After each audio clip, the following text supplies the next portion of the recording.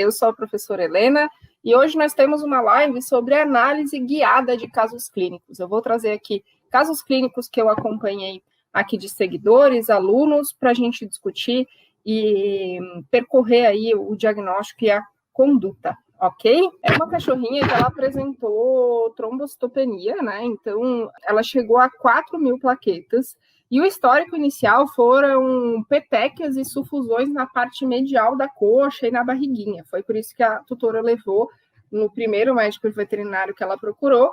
E depois disso evoluiu muito mal. Ela chegou a apresentar 4.000 plaquetas. Então, vou contar todo o histórico direitinho aqui para vocês e mostrar os exames também. E aí, quando a Bárbara, que recebeu esse caso, depois que já passou por vários clínicos, recebeu, a paciente estava apresentando 146.000 plaquetas, e essas plaquetas ainda oscilam, elas continuam apresentando abaixo dos níveis de referência, apesar de o paciente agora estar bem. E aí ela pediu ajuda, então foi o caso escolhido para esta semana. Então, olha o que a tutora trouxe, gente. Isso começou lá em junho, né, que a cachorrinha ficou mal, apresentou essas alterações clínicas aí compatíveis com distúrbio de coagulação, tinha sufusões e petequias ali na barriguinha, nos membros pélvicos, na face medial de coxa principalmente. Foi feito um hemograma nesse dia, esse hemograma aqui é lá de junho, o primeiro exame, e esse hemograma mostrou linha eritroide normal, o eritrograma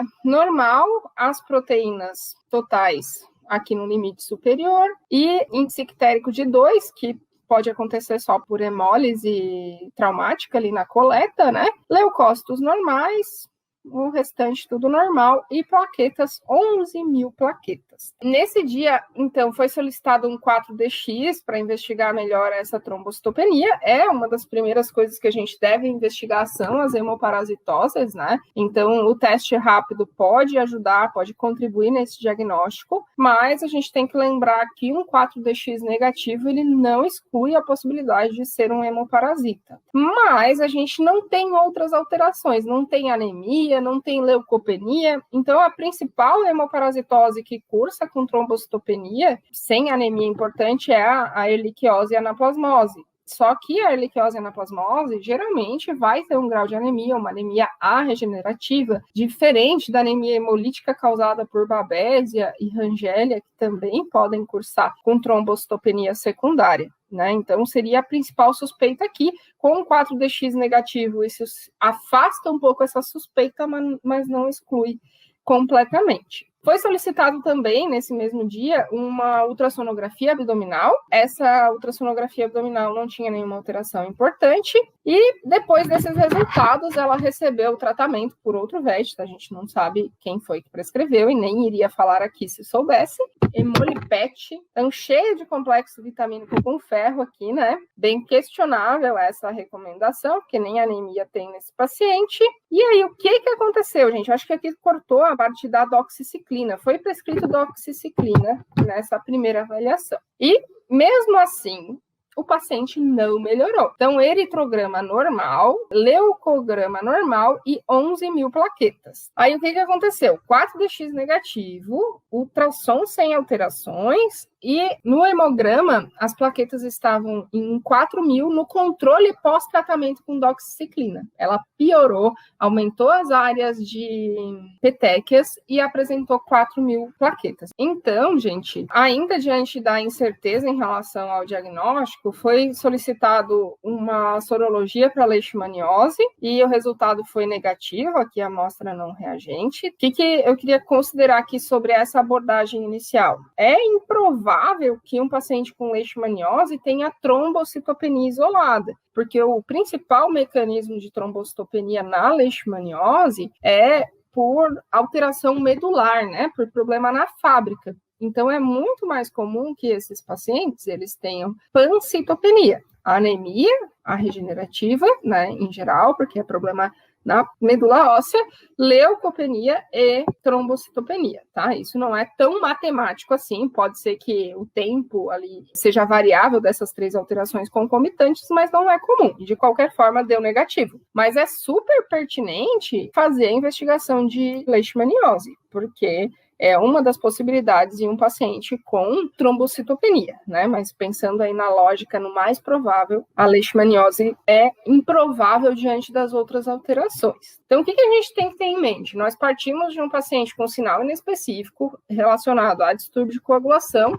trombocitopenia isolada, o mais provável, o sistema tipo 1 lá, a doença mais provável, que é a erliquiose e outras hemoparasitoses, mas principalmente a erliquiose, não foi encontrado nesse primeiro exame, não foi feito PCR, tá? Não foi autorizado depois do número de exames. Foi feito também, gente, lá na primeira avaliação inicial, um mielograma. Quando as plaquetas estão baixas, basicamente a gente tem 3 mecanismos que vão levar a essa redução. Quais são esses mecanismos? Falha na fábrica, então olhando para o mielograma, a fábrica está ok, eu já sei que o problema não é esse. Falha na fábrica, consumo ou destruição. Então, esses são os 3 principais mecanismos. O que é importante também do ponto de vista de raciocínio clínico, gente? Trombocitopenia grave, isolada, é praticamente impossível que esteja relacionado a uma doença medular, porque não é esperado que baixe só as plaquetas de forma grave, como é aqui. Abaixo de 50 mil, em algumas literaturas, outras abaixo de 20 mil plaquetas é considerado trombocitopenia grave. Até aí,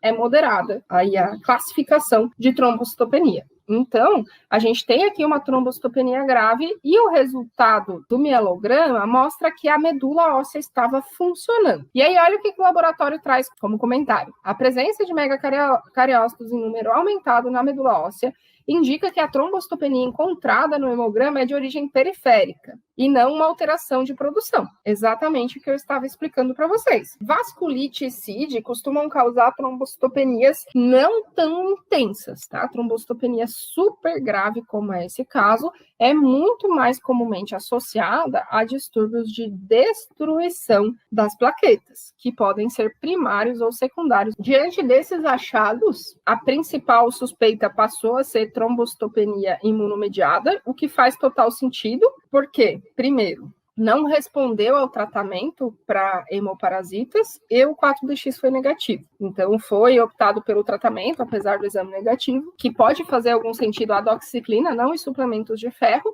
porque pode dar falso negativo no início do quadro. E houve uma fraca resposta. E aí foi feito o mielograma na sequência, constatado que não era de origem medular. O leucograma e o eritrograma continuavam com uma apresentação normal. E aí, diante da suspeita de trombocitopenia imunomediada, foi feita prescrição de corticoide. Aí o paciente recebeu prednisolona, se eu não me engano foi 2 miligramas por quilo, 2 vezes ao dia, e depois repetiu o exame, e olha aqui para onde que foi as plaquetas. 131 mil. Então, teve melhora clínica, teve resposta aí no hemograma subindo essas plaquetas. Então, tudo isso acaba sendo bastante compatível com esse diagnóstico inicial presuntivo de trombocitopenia imunomediada, já que não foi encontrado nenhum agente infeccioso associado, o paciente não tinha outros sinais clínicos associados, era somente o distúrbio de coagulação, comia, não teve vômito, não teve diarreia. É bastante comum evoluir para hematêmese melê, hematoquesia, com essas plaquetas tão baixas, mas felizmente não foi esse o caso. Foi feito também bioquímica sérica e sem nenhuma alteração importante, apenas um aumento de triglicerídeos, que vai ser investigado ainda, esses são exames mais recentes. E aí, o que aconteceu desde junho até aqui que trouxe a Bárbara nos procurar em relação à dúvida? Eles ficaram bastante preocupados em manter o corticoide por muito tempo, pelos efeitos colaterais. Foi feito um ciclo com outro imunossupressor, que é o mofetilmicofenolato, e o paciente respondeu bem por 14 dias, mas depois voltou a piorar a trombocitopenia. Aqui é uma contagem plaquetária, depois de interromper o corticoide e manter só com o mofetilmicofenolato, que é um dos imunossupressores que a gente pode utilizar. E aí, eles tiveram que voltar para o corticoide, porque houve piora do exame e piora clínica, e voltando o corticoide, volta a subir as plaquetas. Então, vocês percebem como esse raciocínio de diagnóstico ele é baseado na apresentação clínica do paciente, paciente e nos resultados dos exames, né? Então, nessa apresentação clínica de resposta terapêutica, o paciente usa corticoide, sobe plaqueta, melhora clinicamente, para o corticoide, baixa a plaqueta, piora clinicamente, é bastante compatível com trombocitopenia imunomediada. Então, a trombocitopenia imunomediada, ela é uma síndrome clínica que ocorre a destruição acelerada dessas plaquetas por anticorpos antiplaquetários. É comum que esses anticorpos atuem só contra as plaquetas maduras, mas pode ter uma apresentação clínica também, onde autoanticorpos contra os precursores megacariocíticos são formados. E aí a gente poderia ter um viés de interpretação, erros de interpretação lá no mielograma, porque quando são produzidos anticorpos contra os precursores lá na medula, também vai reduzir os precursores e aí pode parecer um problema na fábrica. Mas, em geral, esses anticorpos não atuam contra outras linhagens, desde que não haja síndrome de Evans concomitante, que é uma condição clínica na qual observa-se anemia hemolítica imunomediada e trombocitopenia imunomediada no mesmo paciente, que não é muito raro, pode acontecer. Mas, nesse caso, não tem nenhum indício. Por quê? Não tem anemia hemolítica presente aqui nesse caso. E aí, gente, então, nesse caso que eu trouxe aqui para discutir com vocês, só falando um pouquinho sobre epidemiologia, apenas 5% dos casos de trombocitopenia em cães são trombocitopenia imunomediadas. Em gatos é menor ainda, é muito menos. Então, a causa mais comum de trombocitopenia grave em cães é a trombocitopenia imunomediada. Esse é um ponto importante. É muito mais raro que um paciente com redução leve de plaquetas, redução moderada de plaquetas, é muito menos provável que ele tenha trombocitopenia imunomediada. Agora, chegou um paciente com os outros parâmetros de hemograma normal, sem outras alterações na bioquímica sérica e trombocitopenia grave, uma das primeiras coisas que a gente tem que pensar é a trombocitopenia imunomediada, que é bem mais comum no cão do que no gato. Só que a trombocitopenia imunomediada, ela pode ser primária ou secundária. Primária é quando simplesmente o corpo forma autoanticorpos contra as plaquetas, e secundária é quando o paciente tem infecções de base ou até neoplasias. Então aqui, ó, linfoma, hemangiosarcoma, histiocytoma maligno, carcinoma e muitas outras neoplasias podem ser fator de base. Ou seja, é importante uma avaliação clínica detalhada e exames complementares. Aqui foi feito a ultrassonografia abdominal, no caso, né? Que já ajuda muito a triar a possibilidade de massa intraabdominal, e ainda, além das neoplasias, infecções como erliquiose, anaplasmose, bartonelose, girofilária, angiostrongylus, sinomose, qualquer doença bacteriana grave que curse com bacteremia, borreliose, babesiose, tudo isso aqui pode causar trombocitopenia imunomediada secundária, tá? Que tende a ter uma resposta clínica, uma resolução sem imunossupressor para o resto da vida, depois que o problema de base for contornado. E aí, gente, lá na live de script de doença, eu comentei já isso detalhadamente na aula, o diagnóstico de trombocitopenia imunomediada, ele é baseado em exclusão de outras causas. Então, nesse caso do poodlezinho de 5 anos, sem outros sinais clínicos, só distúrbio de presença de alterações compatíveis com distúrbio de coagulação primária. Trombocitopenia isolada, sem outras alterações nos exames. Hemograma normal, bioquímica sérica normal, só com aumento de triglicerídeos 4 meses depois, que inclusive pode ser consequência do uso crônico de corticoide. Tudo isso contribui aí para esse diagnóstico de trombocitopenia imunomediada. Outro ponto importante, plaqueta bem baixa, tá? Não é aqueles 184 mil, 178 mil que a gente vê na rotina, estou usando números aleatórios aqui para isso ficar na mente de vocês, não é esse paciente que é candidato à trombocitopenia imunomediada. Então, a gente precisa ter bastante cuidado, principalmente com os vieses de interpretação, com os erros de interpretação. O erro mais comum de interpretação é a pseudotrombocitopenia. Então, o que a gente precisa olhar ao avaliar o exame do nosso paciente, o hemograma do nosso paciente? Tem trombocitopenia? Essa trombocitopenia está associada lá com agregação plaquetária?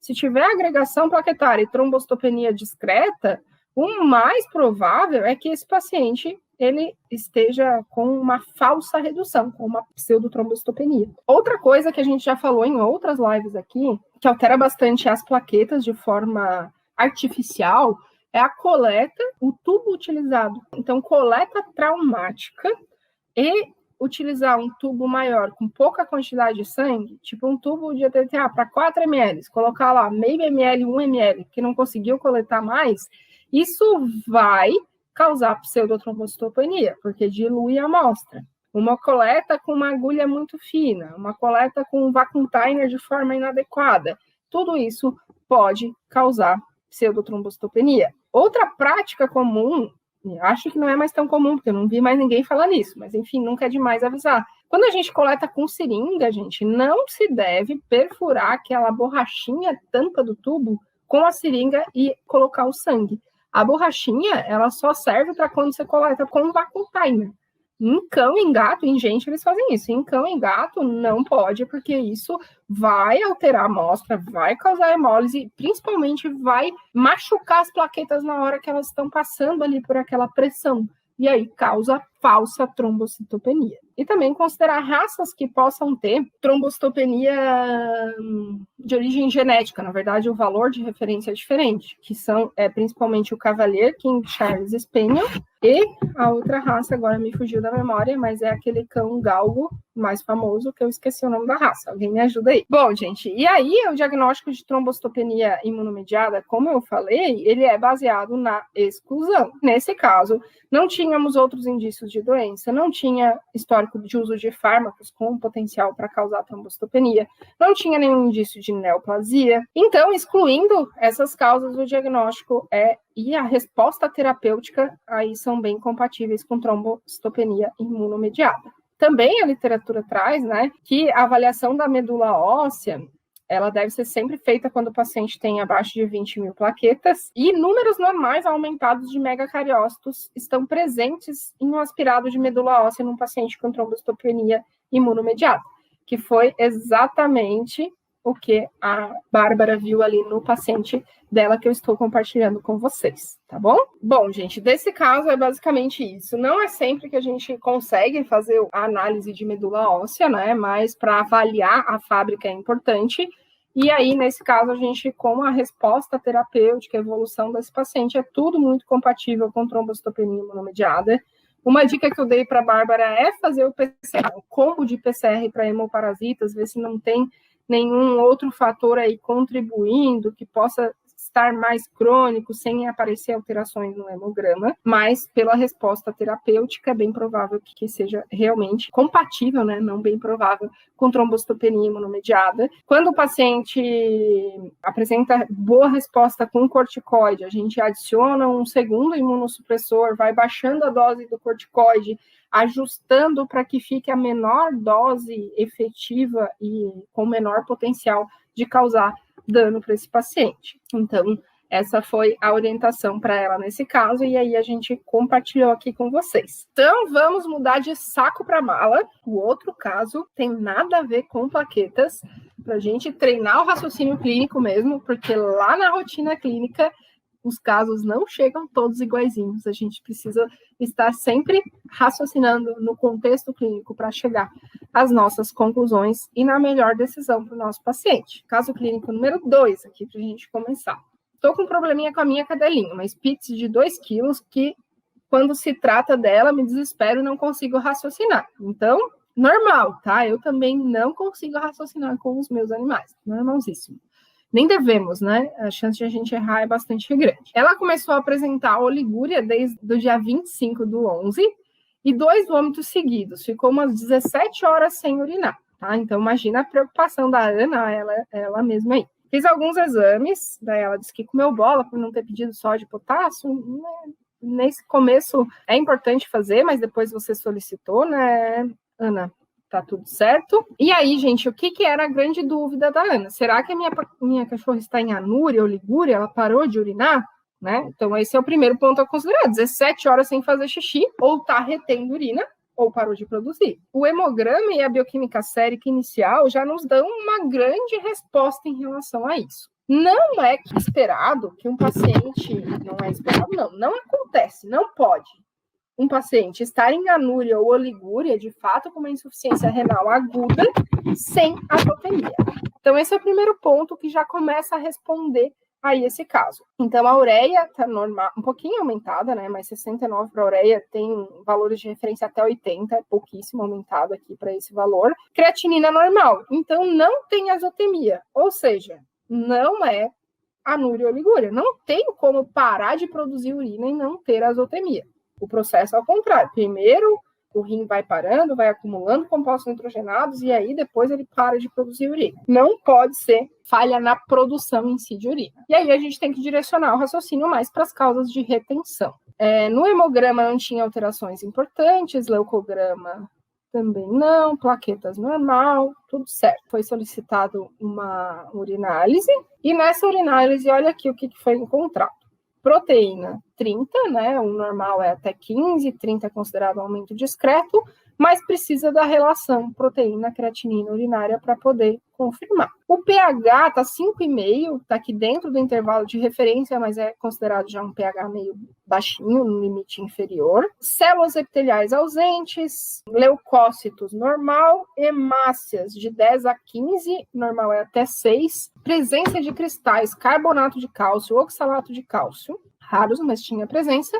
E flora bacteriana moderada. Lembra que eu falei lá antes, gente, que a proteína de 30 podia ser proteinúria, mas precisava da relação proteína-creatinina urinária para a gente confirmar se tinha proteinúria, e aqui a relação proteína-creatinina urinária deu normal, então não era uma proteinúria importante. Provavelmente aquela proteína só estava aumentadinha porque tinha sangue, né? Tinha uma discreta hematúria. Foi por isso que eu perguntei o método de coleta. Quando a coleta é por cisto, é mais comum ter contaminação de sangue pela coleta e é o que provavelmente aconteceu, porque é um aumento muito pequenininho. Aqui no sul, por exemplo, é muito comum em épocas que esquenta muito rápido. Por exemplo, na região que eu moro, tem dia que dá 20 a 30 graus de janela de temperatura. À noite faz 5, 10 graus e de dia 35 graus. Então, é muita diferença de temperatura. E tem animais que param de comer e tomam pouquíssima água nessas quebras de temperatura ambiental, que ficam com estresse térmico. Então, essa é uma das possibilidades que eu queria considerar contigo. E aí, gente, a Ana ficou bastante preocupada, principalmente com essa urina, né? Que a cadelinha está urinando poucas vezes ao dia, só que ela chegou a mensurar a quantidade de urina. Ela pesou o tapete higiênico e foi em torno de 16 ml e 14 ml a quantidade de urina, né, Ana? Então, o que a gente precisa entender aí? É uma Spitz de 2 quilos, certo? O que precisa lembrar de fisiologia para saber se isso é normal? Um animal, um cão e gato, ele produz de 1 a 2 ml por quilo por hora de urina. Ou seja, 14 ml de urina para cachorrinha de 2 quilos é uma urina de 7 horas, sendo normal. Se for 1 ml, na verdade, como é de 1 a 2, e o animal está tomando pouca água, então vai concentrar, vai produzir menos, de 1 a 2 ml por quilo por hora é normal, dá 14 horas de produção de urina normal. Então, a dúvida inicial nesse caso é se era anúria ou oligúria. Eu acho que a grande preocupação era insuficiência renal aguda. Como não tem azotemia, isso está descartado. Tem que fazer uma boa revisão, avaliação do exame físico, se não tem nenhum foco de dor, tá? Às vezes dor na coluna dá só isso de sintoma, tá?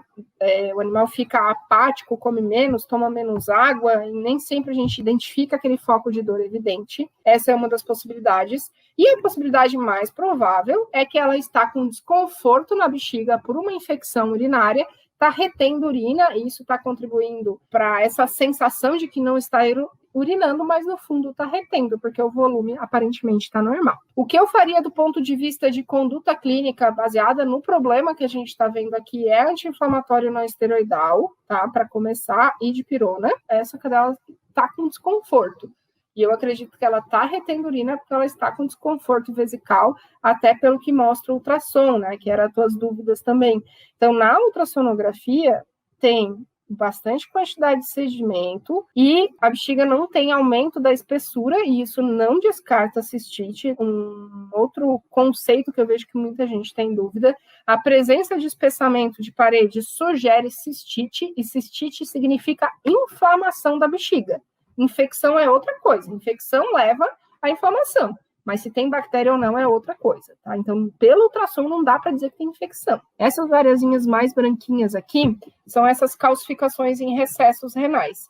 Isso pode aparecer como uma alteração comum em raças terrier de pequeno porte, geralmente está associada à hipercalciúria, a eliminação de cálcio na urina, mediada por um processo metabólico, geralmente de origem genética. Então, aquela carbonato de cálcio, oxalato de cálcio, que está aparecendo lá na urina, pode ter causado essas alterações. Mas qual era a idade? 2 anos e 5 meses, né? Como é uma paciente bem jovem, esse aumento de ecogenicidade, essa presença de microcalcificações é bastante comum nessa raça. Em Yorkshire, em Shih Tzu, em Lhasa também é bastante comum. Então, eu não ficaria muito apegada a esses dados do ultrassom, sendo que a urinálise mostra que a urina está sendo bem concentrada, não tem proteinúria, tem a presença desses cristais que podem justificar esses achados, a bacteriúria moderada. Então, até poder fazer uma urocultura antibiograma, como o quadro clínico ele não é grave, não tem piúria associada, o que eu faria é anti-inflamatório não esteroidal, um carprofeno, um meloxicam, associado à dipirona, repetiria a urinálise e faria a urocultura. Esses são os primeiros pontos. O laudo de ultrassom sempre vai trazer nefropatia com essas informações aqui, porque, do ponto de vista ultrassonográfico, é uma das possibilidades. Mas a gente, na clínica, tem que correlacionar clínica do paciente, exames de imagem, exames de sangue, exames de urina, todo esse contexto. Então, lógico que é um paciente que é recomendado um acompanhamento, repetir esse ultrassom daqui uns 3 meses, repetir essa ultrassonografia, a urinálise, mas esses achados ultrassonográficos, numa Spitz alemão, no Yorkshire, no Lhasa, no Shih Tzu, são bastante comuns e nem sempre, muitas vezes, a maioria das vezes, não estão associados à doença renal precoce, não. Beleza? Beijão, até a próxima aula.